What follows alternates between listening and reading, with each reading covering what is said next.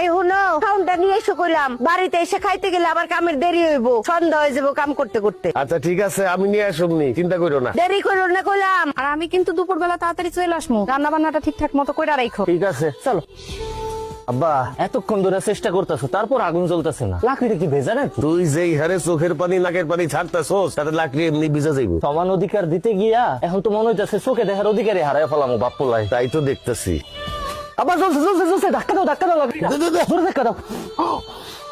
ও ভাবি, আপনি কে? কিস্তি আলি। ভাবি কই? আপনি আলিফের বউ না? হ, আমি আলিফের বউ, কিন্তু আপনার বউ কই? বাপের বাড়িতে গেছে। ভাই আহে নাই, আপনি এসেন কেন? আরে ভাই, প্রত্যেকদিন কি আপনার ভাইরই আসতে হইব? তার অন্য কোনো কাজ থাকতে পারে না? শরীর খারাপ হইতে পারে না? আগামী 15 দিন আমি কিস্তি তুলবো। ভাবি তো 3 সপ্তাহ কিস্তি বাকি, তাড়াতাড়ি টাকাটা দেন। 3 সপ্তাহের কিস্তি রেডি করে আছে, আসেন। কই? টাকা তো ঘরে। নিয়ে আসেন। আরে বাড়িতে এসেন, নাস্তা করবেন, কথা বলবেন, আসেন তো ঘরে আহেন। মানে কি? কিস্তি 3টা জায়গায় 6টা দেবো, 3টা খাতা উঠবেন আর 3টা আপনার জন্য বোনাস। ও তো বাপের বাড়ি, বুঝেন না? হরামির বাচ্চা, তুই এসব কি কইতাছস? কিস্তি দেবো, আসেন না একটু ভিতরে। তোরে জুতোটা দিয়া পিডামু, তোর কিস্তি আলিফ এসে নিব।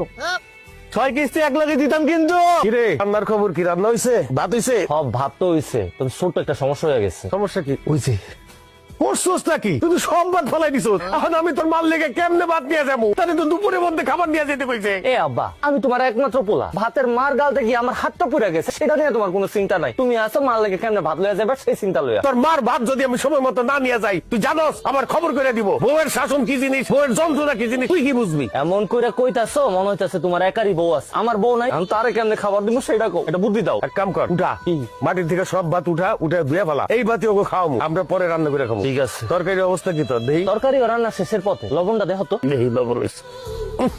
করছস কি? কিসে? লবণই তো দেশ নাই। কি কও, লবণ দিছি তো, খারাপ আবার দিতাছি। দে এবার দেখো তো। দেখি হয় নাই তো, আরো দে। এবার দেখো ফুসকেন সব হারাইয়া ফেলাইছো। তুমি তো একই চামচের থেকে বারবার লবণ সাইকা দেখতেছো, লবণটা হইবটা কেমনে? এখান থেকে দেখো, পাতিল থেকে দেখো দেখো।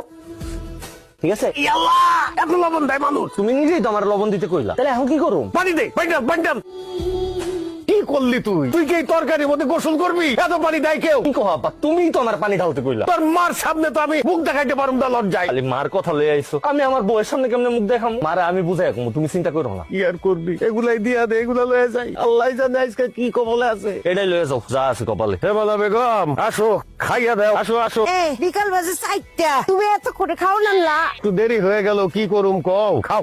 কামাক গেছেন আমার? মোরে কামাক গায় নাই, একটু ঠিক মতো কাম করতে হইব। আমার কাম আমি বুঝুম। আর দুইয়া তুমি আমার সাথে খায় না? না কে খাইতে হইব? তুমি প্লেটে খাও আর আমি বাটিতে খাইতেছি।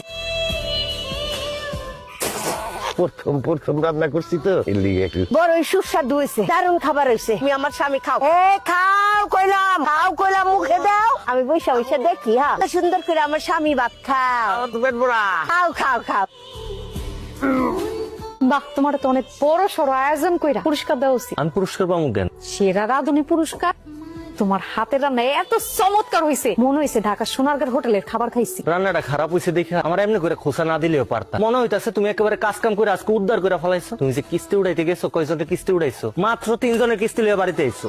প্রথম বুঝতে সবার একটু সময় লাগে। ওইটাই আমারও আজকে প্রথম দিনই আসিল, ওই কারণে রান্নাটা একটু খারাপ হয়েছে।